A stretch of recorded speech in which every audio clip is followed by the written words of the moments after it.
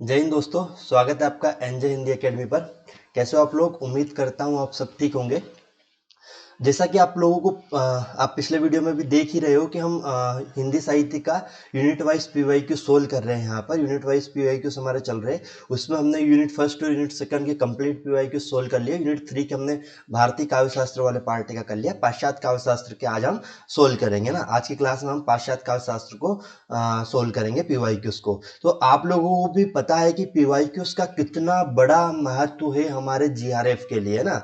देखो, एक चीज मैं आपको बता देता हूं कि यार, अगर आप लोगों को जीआरएफ ही चाहिए तो आप पेपर फर्स्ट और पेपर सेकंड के पीवाईक्यूज को जितनी बार लगा सकते हो उतनी बार लगाना है ना। कंटेंट के साथ साथ पीवाईक्यू को जितनी बार सोल्व कर सकते हो, जितनी बार आप जितनी बार सोल्व करोगे उतना आप लोगों को फायदा होगा, या उतना आप लोगों को उसका फायदा उठा पाओगे, यानी जीआरएफ तक पहुंच पाओगे। ठीक है।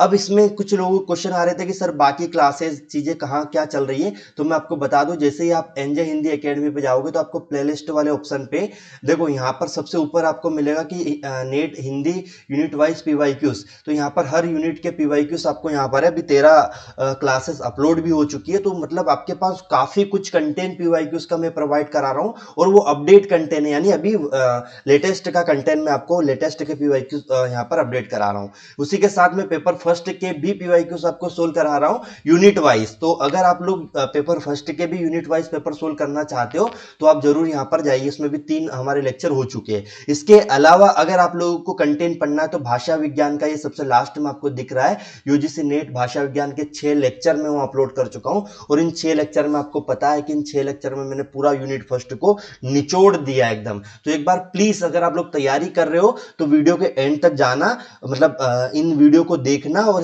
यहाँ पर जाकर इस प्लेलिस्ट में जाकर चीजों को देखना है। बाकी आप अदर गवर्नमेंट एग्जाम की तैयारी कर रहे हो तो ग्रामर वगैरह की प्रैक्टिस क्लासेस और प्लस ग्रामर के कंटेंट की क्लासेस मैंने यहाँ पर प्रोवाइड कराई हुई है। ठीक है। तो आप लोग मेरे भाइयों इसको जरूर देखना। ठीक है। चलो अब आते हैं हमारे कंटेंट पे, और आज हम पाश्चात्य काव्य शास्त्र के कंटेंट को स्टार्ट करते हैं। ठीक है। आप लोगों से एक विनती है कि अगर आप लोग इन क्लासेस को देख रहे हो तो प्लीज एंड तक जरूर देखा करो। हम कोई इतना बड़ा वीडियो नहीं बनाते कि 10 घंटे 12 घंटे की मैराथन हम आप लोगों के लिए नहीं बनाते।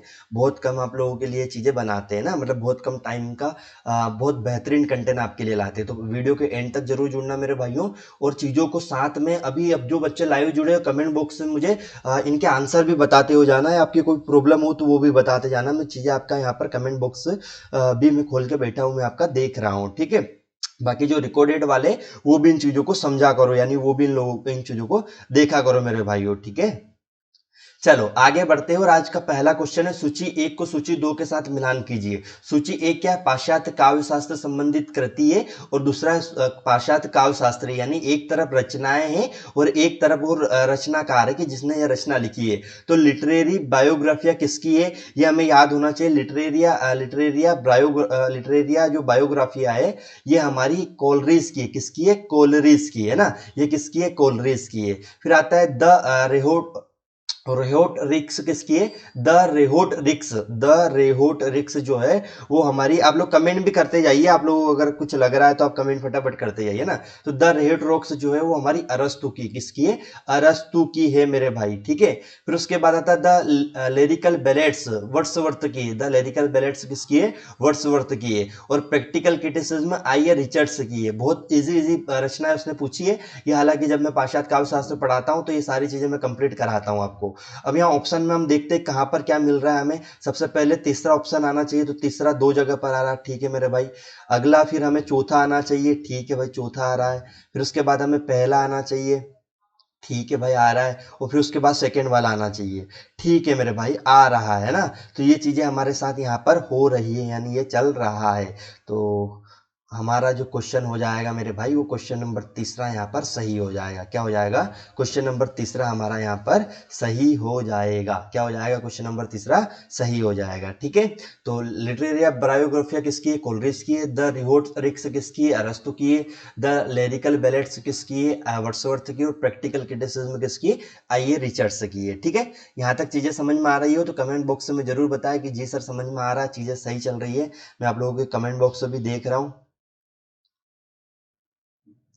चलो अगला क्वेश्चन हमारा है, अगला क्वेश्चन है कि अरस्तु के विरेचन सिद्धांत। देखो आपको पता है पाश्चात्य काव्य शास्त्र में इनके सिद्धांत भी जुड़े, विरेचन सिद्धांत है या फिर वर्ड्सवर्थ का लिरिकल बैलेट्स का सिद्धांत, जो भी है इनके सारे सिद्धांत, प्लेटो का सिद्धांत है, आइए रिचर्ड्स का सिद्धांत, सबके सिद्धांत हमारे यहाँ जुड़े ना। तो अरस्तु के विरेचन सिद्धांत की तुलना किस भारतीय काव्य शास्त्र के सिद्धांत से की जाती है? अब आपको बताना कि अरस्तु जो है पाश्चात्य का आचार्य है, क्योंकि देखो पाश्चात्य काव्य शास्त्र में पढ़े तो पश्चिम का आचार्य है, और पश्चिम का आचार्य की तुलना हमारे भारतीय काव्य शास्त्र से हो रही है, यानी इन दोनों का सेम सिमिलर कौन सा सिद्धांत मिलता है, किस व्यक्तियों का? तो अभिनव गुप्त और हमें अरस्तु का जो विरेचन सिद्धांत है वो लगभग सेम मिलता है ना। अभिव्यक्तिवाद, इनका जो अभिनव गुप्त का कौन सा है, अभिव्यक्तिवाद हमें सेम मिलता है, व्यक्तिवाद, अभिव्यक्तिवाद, ठीक है। अभिव्यक्तिवाद जो इन्होंने दिया था अभिनव गुप्त ने, वो और हमारा रिचर्ड्स का अरस्तु का विरेचन सिद्धांत जो है ये सेम बातें करता है, यानी सेम सिद्धांत हमें लगता है ना, ठीक है। फिर आता है अरस्तु के त्रासदी के सिद्धांत के अंगों का सही क्रम होगा। देखो अरस्तु का एक विरेचन सिद्धांत और एक त्रासदी का सिद्धांत हमारे सिलेबस में जुड़ा हुआ है, ठीक है। पता है ना आप लोगों को? कमेंट करो फटाफट, चीजें पता है या नहीं है, जल्दी से कमेंट करो भाइयों, पढ़ा है या नहीं पढ़ा है। अगर आप लोगों को लग रहा है कि सर ये कंटेंट भी हमें पढ़ा दीजिए तो आप कमेंट बॉक्स में जरूर मुझे बताना, मैं चीजों पर उस पर भी बात करेंगे हम, ठीक है। ओके, अरे क्लियर हो रहा है मेरे भाइयों?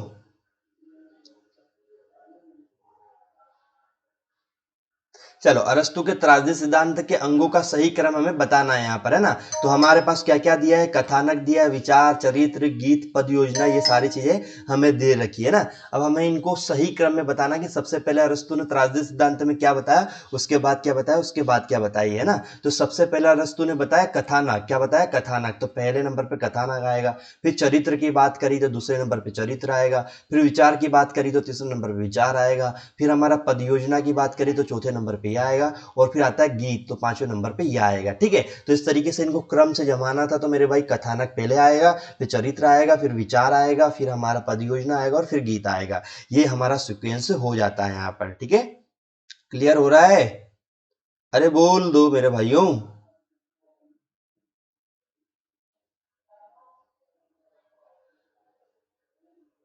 अरे बोलो जल्दी।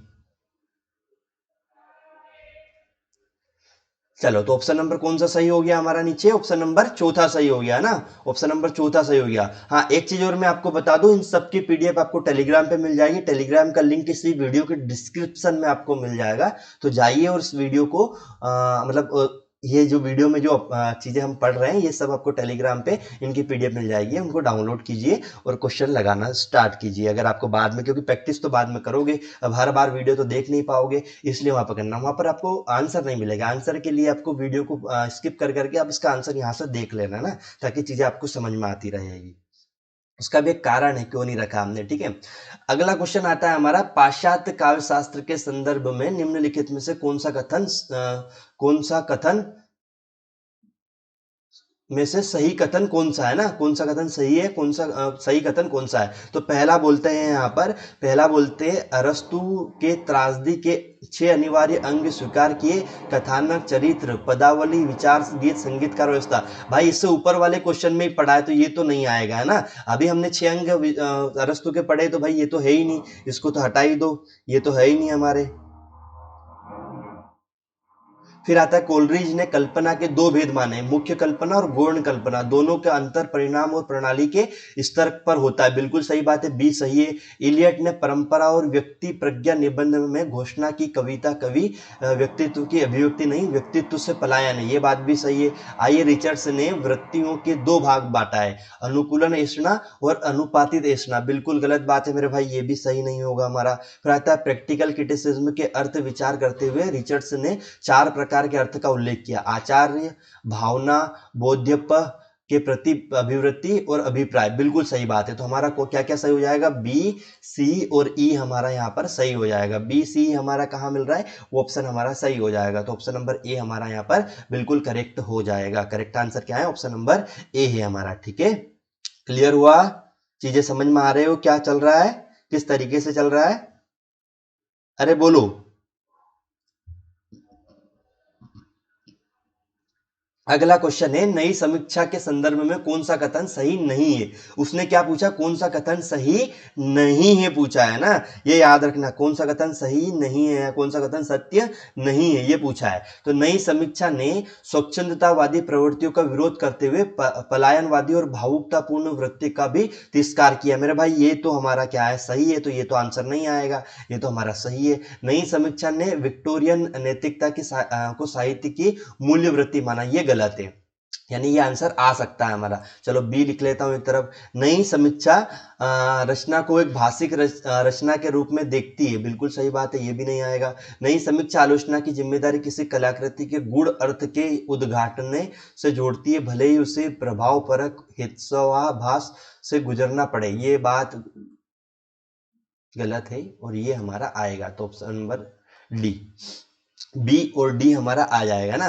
नई समीक्षा कृति के समझ के लिए साहित्य की पृष्ठभूमि और ऐतिहासिक सामाजिक वातावरण के अतिरिक्त बल देने का विशेष करती है, ये बात भी सही है, तो ये भी हमारा आंसर नहीं आएगा। यानी उसने नहीं है पूछा तो नहीं है, सिर्फ बी और डी आ रहा है, ऑप्शन नंबर 2 हमारा बिल्कुल करेक्ट हो जाएगा मेरे भाइयों, है ना। अब वापस से सूची 1 को सूची 2 से मिलान करना, एक तरफ रचना है, एक तरफ रचनाकार है। चलो मेरे भाई फटाफट मुझे आंसर करो, ये चीजें तो आपको याद होना चाहिए, रचना और रचनाकार तो बहुत फेवरेट है हमारा इसका।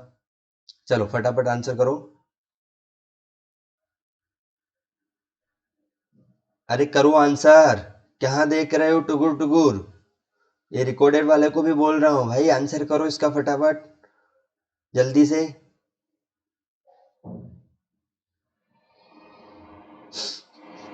ओके, चलो देखो, अब आप लोगों को भी पता है पेरीपोफाइटिकस ये थोड़ा सा गलत है, पेरीपोइटिकेस है ना, ये ई है, इसको याद सही कर लेना। वो पेरीपोइटिकेस, ये इसको हटाओ, यहाँ से फ हटाओ, है ना। पेरीपोइटी, ये टा नहीं है, ता है ना, पेरी पोइटिकेस, ये किसकी रचना है, अरस्तु की, ये सबको याद है और सब बड़ी फेवरेट रचना है ना, ये तो हमें याद ही है कि अरस्तु की है।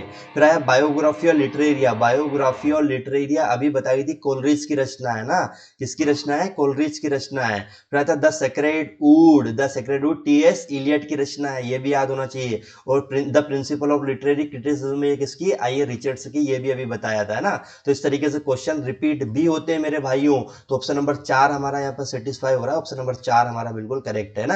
अभी मैंने बताया था पोरिपेटिकुस किसकी है, अरस्तु की है। बायोग्राफी ऑफ लिटरेरी किसकी है, हमारे कोलरिज की है। The sacred wood T S. Eliot की, और principle of literary criticism I A Richards की है, ठीक है। ये हमने अभी आपको बताया था और आपको याद भी होना चाहिए, इस तरीके से क्वेश्चन रिपीट होते हैं ना। अब निम्नलिखित में से कौन सा असत्य कथन है, उसकी पहचान कीजिए। आपको असत्य कथन की पहचान करना है, जल्दी से आप बताइए कौन सा सत्य कथन है, नहीं तो फिर हम बताते हैं भाई कौन सा असत्य कथन है।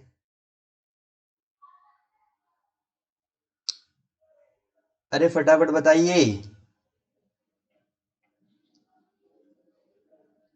चलो पहला देखते हैं, अरस्तु त्रासदी के लिए दुखांत होना अनिवार्य मानते, बिल्कुल गलत बात है, यानी ये असत्य बात है, तो हमारा ऑप्शन नंबर ए आ जाएगा। पहले तो जो गलत है वो बात पूछा ना उसने, असत्य पूछा, तो ठीक है ये असत्य है।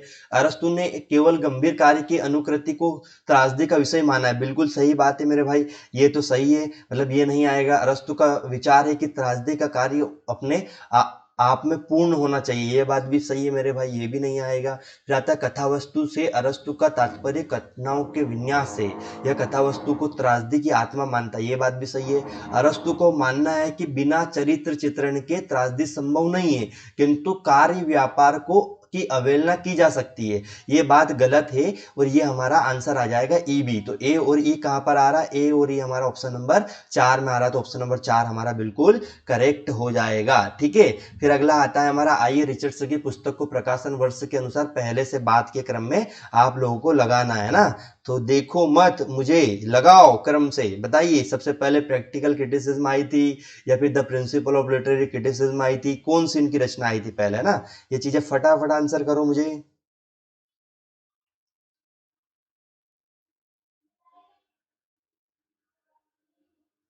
अरे करो फटाफट आंसर।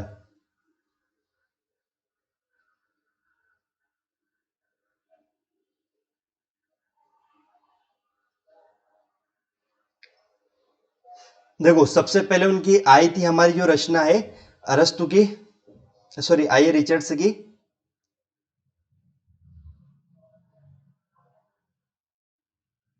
जल्दी से करो मेरे भाई कमेंट, में आपके कमेंट ही देख रहा हूँ इतने दिन से, इतने टाइम से, कि क्या आपने कमेंट बॉक्स में क्या मैसेज पिन किया है ना। देखो सबसे पहले मुझे द फाउंडेशन ऑफ स्टेटिक्स, उनकी रचना थी द फाउंडेशन ऑफ स्टेटिक्स, ठीक है, 1922 में प्रकाशित हुई थी। कब प्रकाशित हुई थी? 1922 में प्रकाशित हुई थी, तो पहले नंबर पे ये आ जाएगा। फिर आई थी the principle of literary criticism, the principle of literary criticism 1924 में प्रकाशित हुई थी। कब हुई थी? 1924 में प्रकाशित हुई थी। दूसरे नंबर पे ये आ जाएगा हमारा।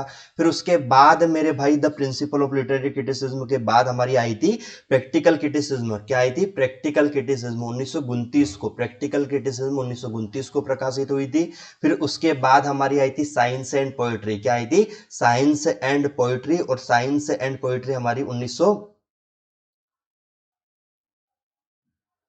साइंस एंड पोइट्री उसके बाद आई थी मेरे भाई। साइंस एंड पोइट्री जो है वो लगभग हमारी इसका एग्जैक्ट करेक्ट मुझे भी नहीं पता, ध्यान आ रहा, लेकिन हाँ ये हमारे चौथे नंबर साइंस एंड पोइट्री। और फिर आई थी द फिलोसफी ऑफ रेटारिक, है ना, द फिलोसफी ऑफ रेटारिक, द ये 1936 में प्रकाशित हुई थी। कब हुई थी? 1936 में। The science and poetry I think 1935 में प्रकाशित हुई थी, है ना, ये याद रखना। और ये पांचवें नंबर पर आएगी। इस तरीके से आपको बताना। तो डी ई सी बी ए कहां पर आ रहा है? D E C B A option number 3 में आ रहा है। ऑप्शन नंबर 3 आपका बिल्कुल करेक्ट हो जाएगा, एकदम सही आंसर है आपका, ठीक है। ये सम क्रम वाइज सन के साथ याद रखना। निम्नलिखित में से कौन सा कथन सत्य है, ये आपको बताना है, कौन सा कथन सत्य है। चलो एक बार रीड करो इन कथनों को, क्या सत्य का सत्य है बताओ भाई हमको जल्दी से।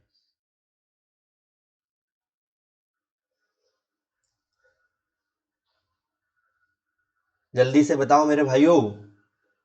चलो पहला देते हैं, मिथक बुद्धि मूलक होते हैं तथा किसी व्यक्ति के चेतन मन से संबंध समृद्ध होते हैं। बिल्कुल गलत बात है, ये सही नहीं है। मिथक अनेक आद्य बिंबों का गुच्छा होता है, केवल एक प्रतीक से उसकी सृष्टि नहीं हो सकती। बिल्कुल सही बात है भाई, एक प्रतीक से उसकी सृष्टि नहीं हो सकती। फिर आता है, काव्य बिंब का मुख्य कार्य संप्रेषणशीलता है तथा यह कलाकार को अनुभूति और प्रभात के बीच संबंध स्थापित करने का सूत्र है। क्या करने का है? संबंध स्थापित करने का सूत्र। ये बात भी सही है। प्रतीक स्वतः संभवी होते हैं जबकि बिंबों का निर्माण एक स, सचेत क्रिया है। बिल्कुल गलत बात है। फैंटेसी का संबंध स्वप्न और अचेतन मन में परितप्त होने वाली घटनाओं की विप्रशत और बेहतरी बिंब लोव्यों से है। यह बात भी सही है। तो यानी ऑप्शन नंबर बी सी ई कहां पर आ रहा है, वो आंसर हमारा सही हो जाएगा। B C E option number तीसरे में आ जाएगा। ऑप्शन नंबर तीसरा हमारा बिल्कुल करेक्ट हो जाएगा, ये सही है ना, ये आपको ध्यान रखना है। अगला है, निम्नलिखित पाश्चात्य काव्यशास्त्रियों को जन्म वर्ष के अनुसार पहले से बाद के क्रम में जमाइए। जमाओ मेरे भाइयों। ये लोजाइनस है ना, ये याद रखना, यहाँ पे ओ की मात्रा लगी है, लोजाइनस, लोजाइनस है ना। चलो कुछ ना कुछ टाइपिंग मिस्टेक हो गई है, लेकिन कोई बात नहीं। सबसे पहले आएंगे लोजाइनस, सबसे पहले कौन आएंगे? लोजाइनस। फिर आते हैं जॉन ड्राइडन, फिर कौन आते हैं? सैमुअल जॉनसन, ठीक है। फिर उसके बाद हमारे आते हैं विलियम वर्ड्सवर्थ, और फिर आता है बेनेडिक्टो क्रोचो।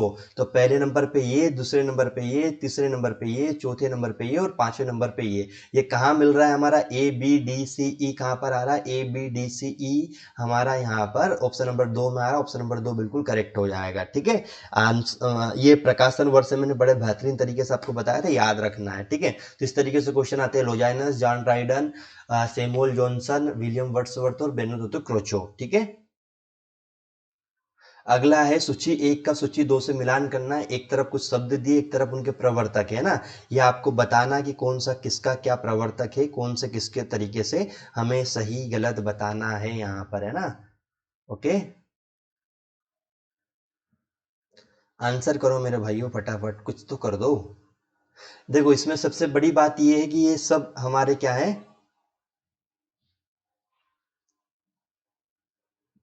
आपका आंसर आना चाहिए मेरे भाइयों। ये बहुत इजी दिया था, देखो अंतर विरोध क्लिथ बुक्स ने ही बात करी थी। अनेकार्थिकता की बात विलियम एप्सन ने की थी। तनाव की बात एलन स्टेंट ने की थी। और विरोधाभास की बात रॉबर्ट पेन वॉरेन ने ही की थी, है ना। ये हमारा आएगा। तो यानी कि सब एकदम ए में पहला, बी में दूसरा, सी में तीसरा, डी में चौथा, ये हमारा आंसर सही हो जाएगा। ठीक है, सही आंसर क्या हो जाएगा? आंसर नंबर 1 हो जाएगा। ठीक है, फिर आता है हमारा पेरी पोयहुस और एक असाधारण लेख है लोजाइनस के संबंध में। ये लोजाइनस है यार, ये टाइपिंग मिस्टेक बहुत करी है ना। तो पेरीहुप्सूस एक असाधारण लेख है लोजाइनस के संबंध में। यह किस विद्वान का अभिमत है, यानी ये बात किस विद्वान ने कही थी? मुझे कमेंट बॉक्स में आपका आंसर चाहिए। क्या चाहिए? आप लोगों का आंसर चाहिए, है ना। क्या चाहिए मेरे भाइयों? आंसर चाहिए आप लोगों का। सेंट सबरी ने कहा था, या फिर डेविड डिकेच ने कहा था? किसने कहा था, है ना? या फिर एलन टेट ने कहा था, या विस्सेट एवं क्लीथ ब्रुक्स ने कहा था? तो ये बात जो है पेरिप्सूस एक असाधारण लेख है लोजानस के बारे में। ये बात किस विद्वान ने कही थी? तो ये बात हमारे विमसेट एवं क्लीथ ब्रुक्स ने कही थी। विमसेट एंड क्लीथ ब्रुक्स ने कही थी। किसने कही थी? विमसेट एंड क्लीथ ब्रुक्स। ऑप्शन नंबर 4 हमारा सही हो जाएगा। ठीक है, फिर वही वाली बात आ गई कि सही युग्म बताइए, निम्नलिखित में से कौन से युग्म सही है ना। तो ये आपको बताना कि कौन सा सिद्धांत किस व्यक्ति ने दिया था, ये आपको याद होना चाहिए, या आपको बताना मतलब याद रखना चाहिए। ठीक है, अरे बोलो मेरे भाइयों।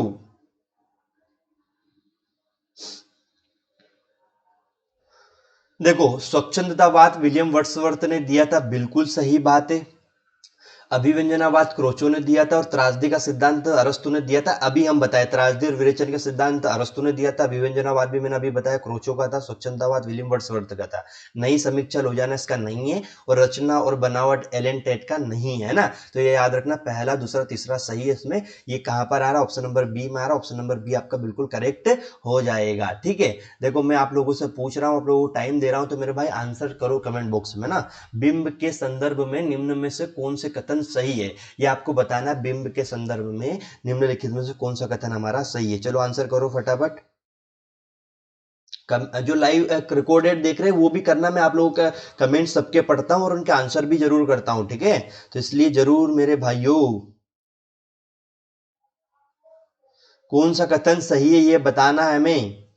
देखो, दृश्य बिंब आंख वाले होते, बिल्कुल सही बात है। दृश्य बिंब का ग्रहण कर्णेंद्रियों के द्वारा होता है, ये बात भी सही है।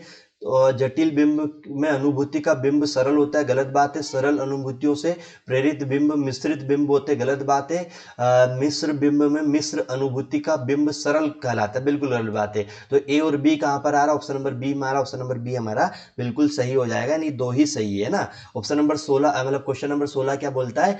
केवल अतीत ही वर्तमान के रूप में मर्यादित नहीं करता, वर्तमान भी अतीत को प्रभावित करता है। कथन किस पाश्चात्य विचारक का? ये बात बहुत अच्छी कही थी, है ना। ये बात मतलब एकदम इतनी अच्छी बात थी। बताइए किसने कही थी? फ्रायड ने कही थी, इलियट ने कही थी, क्रोचे ने कही थी, या जॉन क्रो सोम ने कही थी? किसने कही थी ये आपको पता होना चाहिए, या ये आपको याद होना चाहिए। ठीक है, चलो आंसर करो फटाफट मुझे। अरे करो मेरे भाई answer.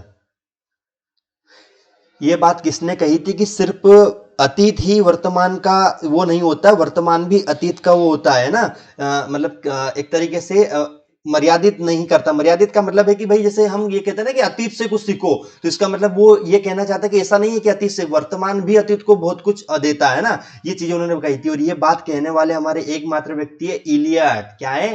T S Eliot. T S Eliot इनका पूरा नाम है ना। फिर वही वाली बात है, सही युग्म बताना है। एक तरफ आपके ये व्यक्ति है यानी एक रचनाकार है, और एक तरफ उनके सिद्धांत है, आपको बताना मेरे भाई। देखो, अरस्तु का विरेचन सिद्धांत और त्रासदी सिद्धांत हमें याद है, तो ये तो सही होगा। तो डी किस में आ रहा है ये देख लो। डी इसमें आ रहा है और इसमें आ रहा है, ये दोनों ही सही होंगे। ये तो हटा दो एकदम पूरे तरीके से। ठीक है, ये मैं आपको क्वेश्चन सही करने की ट्रिक बता रहा हूं, इस तरीके से आप कर सकते हो मेरे भाई। आंसर करना फटाफट मुझे।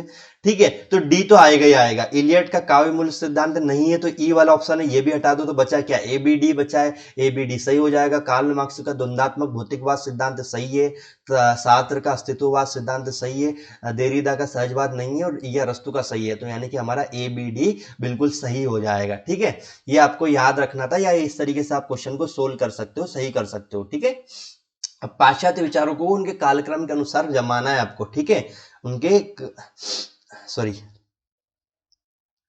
उनके कालक्रम के अनुसार आपको जमाना है, ठीक है, यानी कि कौन किस समय आया उसको उसके आधार पर जमाना है आपको, ठीक है। चलो फटाफट आंसर करो मुझे। देखो सबसे पहले आया था किरकोगार्ड, सबसे पहले कौन आए थे, किरकोगार्ड, है ना। फिर आए थे हमारे नित्से, फिर कौन आए थे, नित्से, फिर आए थे हमारे क्रोचे, फिर आए थे इलियट, और फिर आए थे हमारे जयापाल सार्थ। क्या आए थे, जयापाल सार्थ। तो इस तरीके से हमारा ऑप्शन नंबर डी सही हो जाएगा। ऑप्शन नंबर चौथा कहो या डी कहो, ये हमारा सही हो जाएगा, ठीक है। ये किरकोगार्ड जो है 1813 में, इसको हम बता देते हैं आपको, 1813 में। निस्से जो है 1844 में, निस्से जो है 1844 में। क्रोचे जो है हमारे वो 1866, 1866, और उसके बाद इडियट जो है हमारे वो 1888, 1888, और उसके बाद हमारा जो है वो लास्ट आला 1905 में, 1905 में। ये इनका क्रम है, ठीक है। ये आप याद भी रख सकते हैं कौन कब आया था, ठीक है। तो मैंने बता भी दिया आपको, ओके। किरकोगार्ड 1913, निस्से 1944, क्रोचे 1966, इलियट 1988, और जयापाल सार्थ 1905 में। 1900 बोल रहा हूँ, 18 से हुए, ठीक है सारे। चलो कोई बात नहीं। अगला क्वेश्चन है, आंसर करो फटाफट मेरे भाई, पढ़ के क्या आंसर आना चाहिए आप लोगों का। चलो, निम्नलिखित काव्य सिद्धांत को पहले से बात के कालक्रम में व्यवस्थित कीजिए ना। यानी ये काव्य सिद्धांत उनको पहले से बात, यानी सबसे पहले सिद्धांत कौन सा आया, फिर उसके बाद कौन सा आया, फिर उसके बाद कौन सा आया, ये आपको बताना है। तो सबसे पहले मेरे भाई आया विरेचन सिद्धांत। किसका, अरस्तु का विरेचन सिद्धांत आया। फिर उसके बाद जो हमारा सिद्धांत है अरस्तु के विरेचन के बाद आया उदातवाद का सिद्धांत। किसका, उदातता, यानी उदातवाद कहो या उदात्तता कहो, उदातवाद का सिद्धांत। तो ये पहले नंबर, ये दूसरे नंबर। फिर आया काव्य भाषा का सिद्धांत। किसका आया, काव्य भाषा का सिद्धांत, है ना। फिर हमारा आया अभिव्यंजनावाद का सिद्धांत, अभिव्यंजनावाद, क्रोचे, ठीक है। और फिर आया मूल्य सिद्धांत। क्या आया, मूल्य सिद्धांत। फिर क्या आया, मूल्य सिद्धांत। ओके, ये हमारा एकदम करेक्ट हो जाएगा, ये हमारे सही हो जाएंगे। फिर आता है इस विचारक का संबंध रूसी रूपवादे से नहीं है ना। किस विचारक का संबंध रूसी रूपवादे से नहीं है, ये आपको बताना है ना। तो ये बताओ फटाफट मेरे भाई, आंसर करो फटाफट, बोलो फटाफट, अरे बोलो।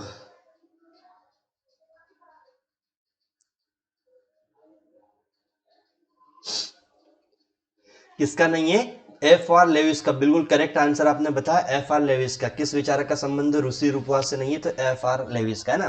चलो, जो बच्चों लाइव देख रहे थे आपको बहुत बहुत धन्यवाद, आपने काफी आंसर का जवाब दिया। हालांकि जो लाइव चेट होता है ये यहाँ पर कमेंट बॉक्स में शो फिर बाद में सेव नहीं होता है।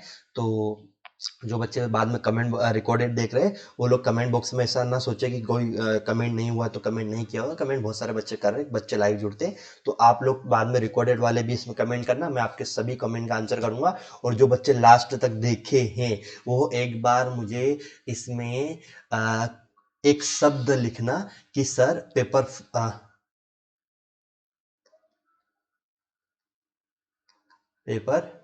सेकेंड। अगर पेपर सेकेंड आपने लिखा तो मैं मानूंगा कि आप लोग इसको लास्ट तक देख रहे हो ना। या P2 आप जरूर इसमें लिखना, P2 जरूर लिखना, या फिर यूनिट 5 पर इसमें लिखना, क्योंकि मुझे तभी पता चला कि बच्चे यहाँ तक देख रहे हैं। अगर आप लोग इस वीडियो को यहाँ तक देख रहे हो और जितने बच्चे ने जितने व्यू इस पर आएंगे उसमें से लगभग 50% बच्चों ने भी अगर ये पेपर 2 या यूनिट 5 इसमें मुझे नीचे कमेंट बॉक्स में कमेंट किया है तो मैं आपको मान लूंगा कि आप पूरा वीडियो देख रहे हो। और मैं आप लोगों के लिए फिर आगे और बेहतरीन, क्योंकि मैं अभी चाह रहा हूँ, मैं एक चीज ला रहा हूँ आप लोगों के लिए कि टॉप 50 वो टॉपिक लेके आ रहा हूँ जो यूनिट हिंदी साहित्य के इतिहास को पूरा कंप्लीट कर देंगे और उससे ही क्वेश्चन आएंगे। ये चीजें मैं आप लोगों के लेके आने वाला हूँ, ठीक है। तो मेरे भाई, बाय बाय, टेक केयर, मिलते हैं कल अपने टाइम पे। बाकी जुड़ना ना भूले। और अगर पेपर फर्स्ट की तैयारी कर रहे हो तो पेपर फर्स्ट का वीडियो जरूर देखना। मैं पीवाई के उस पेपर फर्स्ट के डेली 6 बजे आप लोगों के लिए लेके आता हूँ, ठीक है।